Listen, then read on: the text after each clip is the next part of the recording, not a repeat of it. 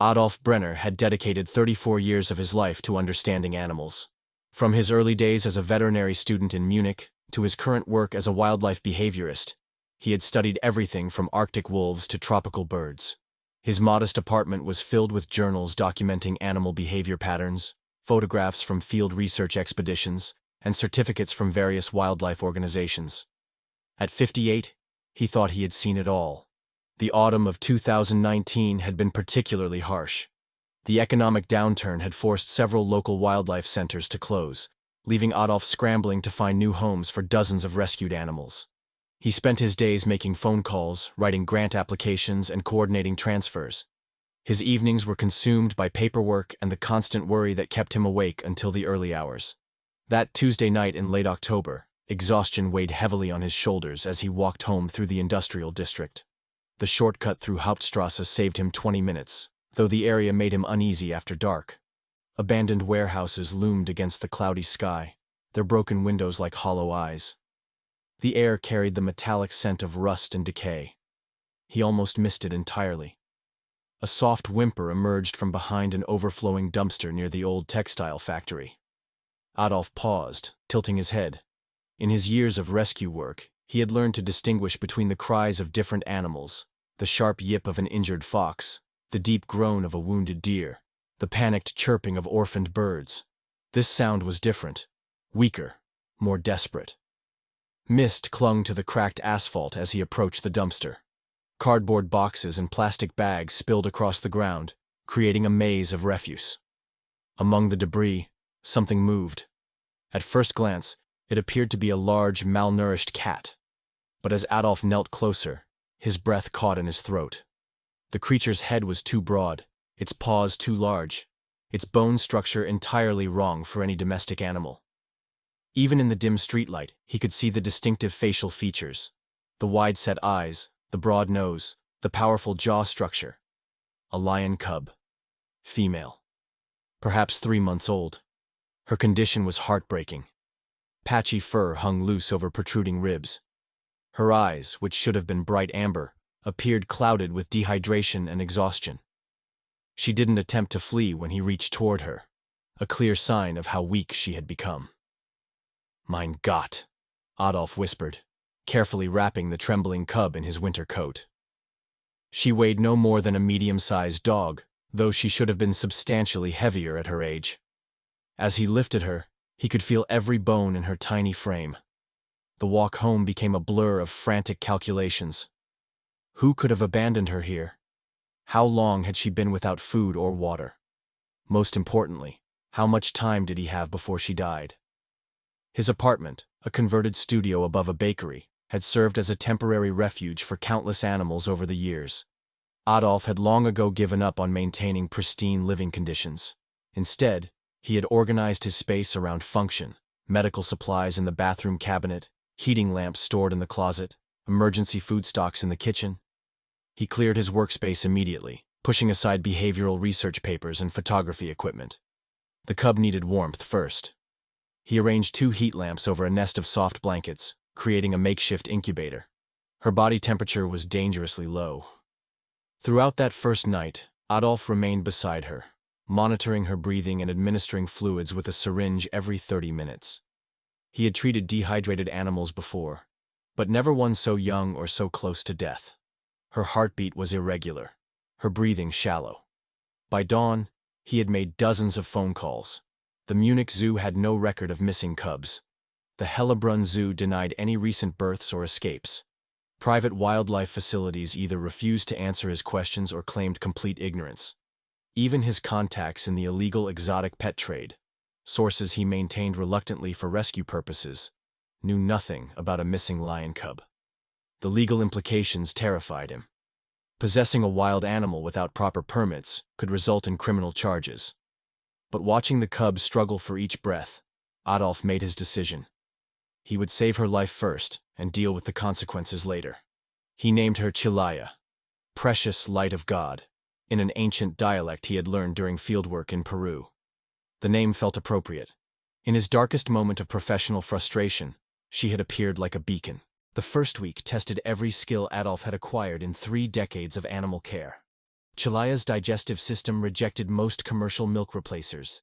He experimented with goat's milk, specialized feline formulas, and vitamin supplements until he found a combination she could tolerate. She required feeding every 2 hours, even through the night. On the 4th day, she nearly died. Her temperature spiked, and she began having seizures. Adolf spent 18 hours administering emergency treatment, cooling baths, anti-seizure medication, and constant monitoring. He called in sick to work and considered rushing her to an emergency veterinary clinic, knowing it would likely mean her immediate confiscation. But Chelaya fought back. On the 5th morning, her eyes focused clearly for the first time. She managed to lift her head and look directly at Adolf. When he spoke softly to her, her ears twitched in response. Recovery came slowly but steadily. By the 2nd week, she could stand unsteadily on her oversized paws. By the 3rd week, she took her first tentative steps across the carpet. Adolf documented every milestone in his research journal, photographing her progress and noting behavioral developments. Her personality emerged gradually. Unlike domestic cats, Chelaya displayed distinctly social behaviors. She followed Adolf throughout the apartment, crying when he left her sight. When he sat at his desk to work, she positioned herself at his feet. During his phone calls, she would sit quietly, as if listening to his conversations. Most remarkably, she responded to verbal commands. Adolf had trained hundreds of animals, but never one who learned so quickly or seemed so eager to please. Within a month, she understood stay, come, and gentle. She learned to retract her claws during play and to control the force of her bites. As autumn turned to winter, Chelaya transformed from a dying cub into a vibrant young lioness. She played with tennis balls, pouncing and wrestling with an enthusiasm that made Adolf laugh, despite his mounting concerns. She had claimed his sofa as her preferred sleeping spot and insisted on sharing meals, though her diet now consisted primarily of raw meat supplemented with specially formulated nutrients. The apartment began to feel cramped. Chelaya needed space to run and exercise, but Adolf dared not take her outside. He converted his bedroom into an exercise area, installing climbing structures and toys. She spent hours leaping between furniture, developing the powerful muscles that would serve her in the wild. Their evening routine became sacred. After dinner, Chelaya would curl beside Adolf on the couch while he read research papers or watched documentaries. She seemed particularly fascinated by programs featuring African wildlife, her ears perking up at the sounds of distant roars and savanna winds. But lions don't stay small forever. By her 1st birthday, Chelaya weighed 110 pounds. Her playful pounces could easily knock Adolf to the ground. Her claws, despite regular trimming, left deep scratches in furniture and walls. She remained gentle and affectionate, but her instincts were maturing in ways that concerned him. The incident that changed everything happened on a quiet Sunday afternoon. Adolf had dozed off on the couch while reading, and Chelaya settled beside him for her usual nap. In her sleep, she draped a massive paw across his neck, not aggressively, but with the casual affection of a house cat. Adolf woke to find himself pinned beneath 110 pounds of sleeping lioness, her paw positioned dangerously close to his carotid artery. He remained still until she shifted position, but the bruise on his throat lasted for days. The incident wasn't aggressive or intentional, but it drove home a terrifying reality. Chelaya was becoming too powerful for domestic life. That night, Adolf stared at the ceiling, wrestling with an impossible decision. Chelaya trusted him completely. She had never known another caretaker, never lived anywhere else. To her, he was family, father, pack leader, and protector. How could he abandon her? But how could he keep her? Each day brought new risks. What if she panicked during a thunderstorm and destroyed the apartment? What if neighbors reported strange noises? What if authorities discovered her and decided she was too dangerous to relocate? Adolf began researching sanctuaries again, this time with desperate urgency. Most facilities lacked space or funding for new animals. Others required extensive quarantine periods that could traumatize an already socialized animal. Several simply refused to consider taking an illegally kept lion, regardless of circumstances. After weeks of rejection, he found hope: the White Tiger Foundation in Mexico City. Their website showed sprawling enclosures designed to mimic natural habitats. Their mission statement emphasized rehabilitation and socialization for formerly captive big cats. Most importantly, they had experience with human-raised lions. Adolf spent his savings on a flight to Mexico City. He needed to see the facility personally before making such a momentous decision. The sanctuary exceeded his expectations. Enclosures stretched across several acres, complete with trees, rocks, pools, and elevated platforms. The lions he observed appeared healthy, active, and socially engaged with their pridemates. Dr. Maria Santos, the facility director, listened to Chelaya's story without judgment. She had seen similar cases: illegal pets abandoned when they grew too large, rescued animals bonded to humans, lions raised in isolation who needed careful reintegration. "She will need time to adjust," Dr. Santos explained as they walked through the facility. "Human-raised lions often struggle with natural behaviors initially. But we have had success stories. Our pride leaders are experienced in accepting new members, and our enrichment programs help develop hunting and social instincts." The decision broke Adolf's heart, but he signed the papers. Preparing Chelaya for transport required careful planning. Adolf spent weeks conditioning her to a travel crate, making it comfortable with familiar blankets and toys. He explained the process to her in the gentle voice she had always trusted, though he couldn't be certain how much she understood. The day of departure arrived too quickly. The veterinarian arrived early to administer the sedative, and Adolf held Chelaya close as the injection took effect. She looked at him with confused eyes, as if asking why he would allow this to happen. He whispered reassurances until her breathing slowed and her massive body relaxed. Loading her into the transport crate felt like a betrayal. Through the metal bars, Adolf touched her paw one final time. "I will see you again," he promised. "I will find a way." The empty apartment felt like a tomb. Chelaya's scent lingered in every room. Her toys remained scattered across the floor exactly where she had left them. For the first time in years, Adolf felt completely alone. He wrote to the White Tiger Foundation monthly, sometimes weekly. Dr. Santos occasionally responded with brief updates. "Chelaya is adjusting well to her new environment. She has formed tentative bonds with 2 other lionesses. Her natural instincts are developing nicely." But visits were strictly forbidden. The Foundation's policy prioritized animal welfare over human sentiment. Reunions, they explained, could confuse animals trying to integrate into new social structures, and could undermine the psychological distance necessary for wild behavior development. Adolf understood their logic intellectually, but it did nothing to ease his grief. He kept Chelaya's photograph beside his bed and continued talking to her each night, sharing details about his day and his hopes for her happiness. Years passed. Adolf threw himself into his work, helping establish new wildlife rehabilitation programs and publishing research papers on human-animal bonding. Colleagues praised his dedication, unaware that each rescued animal reminded him of the one he couldn't save from captivity, the one he had willingly given up. He aged visibly during those years. His hair turned completely gray, and lines deepened around his eyes. He sold most of his possessions, living spartanly while saving every possible euro. He had no family left. His parents had died years earlier, and he had never married. His entire world had centered around his work and, for one precious year, around Chelaya. 7 years after her departure, Adolf wrote a different kind of letter to the White Tiger Foundation. Not a request for updates, but a plea from a man who had sacrificed everything for love. He was 65 now, approaching retirement. His savings account contained enough money for one final trip. He had no other family, no other priorities, no other dreams. All he wanted was to see Chelaya one more time, to know that his sacrifice had been worthwhile, that she was truly happy. The response took 6 weeks to arrive. Dr. Santos had left the foundation, but her replacement, Dr. Carlos Mendez, had reviewed Adolf's file and Chelaya's behavioral records. After consultation with the staff who had worked with her since arrival, they would grant permission for a single supervised visit. The conditions were non-negotiable: strict supervision, no physical contact, complete assumption of risk. Chelaya was now a fully mature lioness, powerful, independent, and potentially dangerous.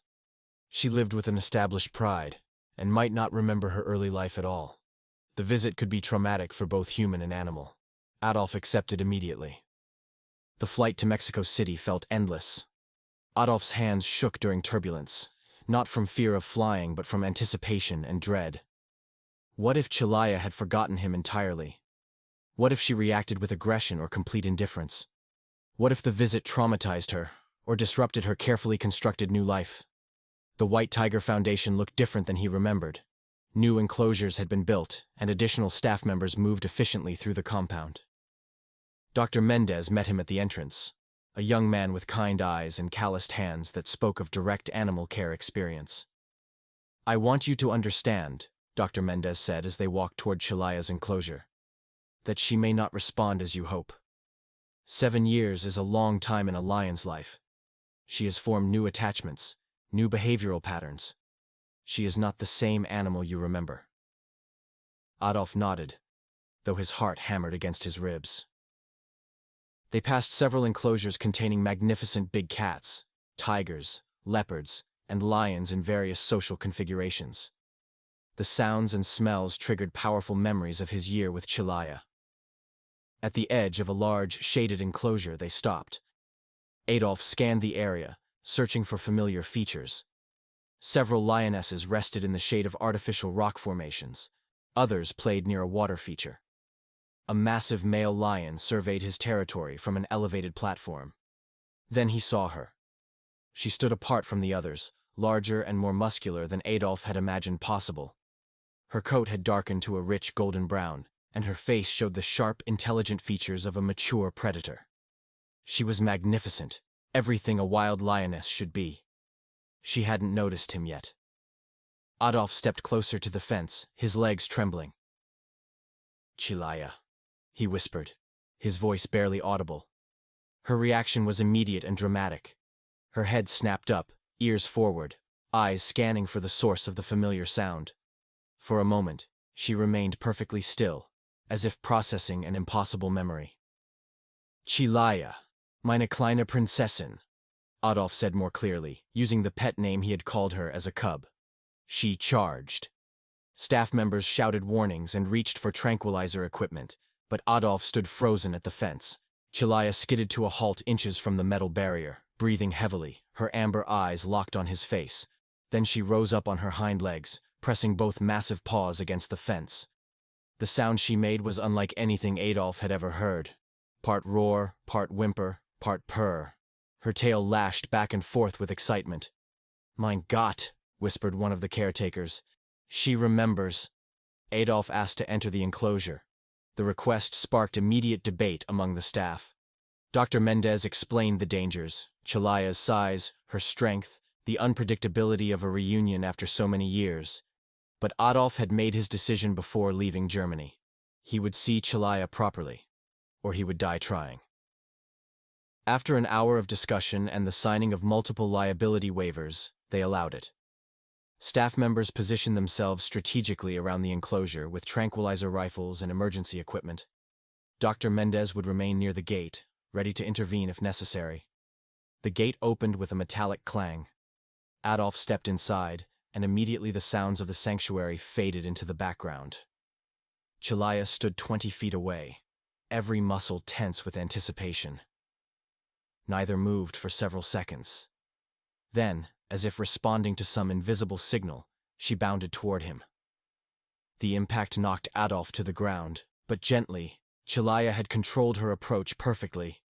She stood over him, massive paws on either side of his body, examining his face with intense curiosity.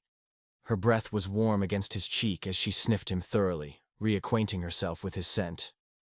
Then she began to groom him. Her enormous tongue rasped across his forehead and cheeks with the same careful attention she had shown as a cub. She purred, a sound so deep it seemed to vibrate through the ground. When Adolf raised his hand to touch her face, she pressed into his palm just as she had done years earlier. "I missed you so much, meine Tochter," Adolf whispered, tears streaming down his face. "I have thought about you every single day." Chelaya settled beside him, her massive head resting in his lap. Her eyes, still the same amber he remembered, gazed up at him with unmistakable affection and recognition. She weighed at least 250 pounds now, but in that moment, she was his tiny cub again, vulnerable, trusting, and completely devoted. The reunion lasted nearly 2 hours. They sat together in the shade while Adolf told her about his life since their separation. She listened intently, occasionally responding with soft rumbles or gentle head movements. When other lions approached curiously, she positioned herself protectively between them and Adolf. Eventually, the practical realities intruded. The afternoon was growing late, and other lions were becoming restless. Dr. Mendez approached cautiously, signaling that the visit needed to end. As Adolf prepared to leave the enclosure, Chilaya seemed to sense the approaching goodbye. She followed him to the gate and sat directly in front of it, blocking his path. Her expression held a pleading quality that broke his heart. "I have to go, Liebste," Adolf said softly. "But you belong here now. You have a family, a territory, a life. This is where you are meant to be." He placed his palm against the gate after it closed. Chilaya pressed her nose to the opposite side, the metal barrier between them. She let out a long, mournful sound that carried across the entire sanctuary. "You will always be my daughter," Adolf whispered. "Nothing will ever change that." The staff members who had witnessed the reunion stood in respectful silence. Several had tears in their eyes. Dr. Mendez later admitted that in 15 years of sanctuary work, he had never seen such a clear demonstration of enduring interspecies attachment.